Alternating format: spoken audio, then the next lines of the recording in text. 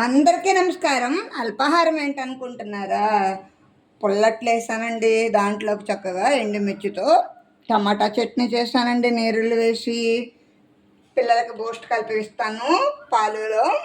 వేడివేడి అన్నమండి. దానిలోకి కర్రీ ఏంటనుకుంటున్నారా? చూడండి, వీటిని పుల్లలు అనేవాడండి మా తమ్ముడు. వీటిని గోరుచిక్కుడుకాయలు అంటారు. మా తమ్ముడు పుల్లలు పుల్లలు అనేవాడు. దానిలో పాలు వేసి ఇగురు చేశాను. చాలా రకాలుగా వండుకోవచ్చండి. పాలు వేసి ఇగురు చేశాను. కమ్మనైన గిన్నె పెరుగు, చెగోడీలు, పంచదార కొమ్ములు, అరటిపళ్ళు, మాగిన అరటిపళ్ళు తింటే జీర్ణ వ్యవస్థ చాలా బాగుంటుందండి. బాదం పప్పులు. ఈరోజు మళ్ళీ అన్నం వార్చానండి, తరుణం చేసుకున్నాను. ఇందులో నిమ్మరసం పిండుకుంటాను. చూడండి, ఇది దబ్బపండులా ఉంది, కానీ ఇది దబ్బపండు కాదండి, నిమ్మపండు అండి. మీ అందరూ అమ్మమ్మని బాగా బాగా ముందుకు తీసుకువెళ్తున్నారండి. ఇంకా బాగా ముందుకు తీసుకువెళ్ళండి. ఉంటాను. Bye bye.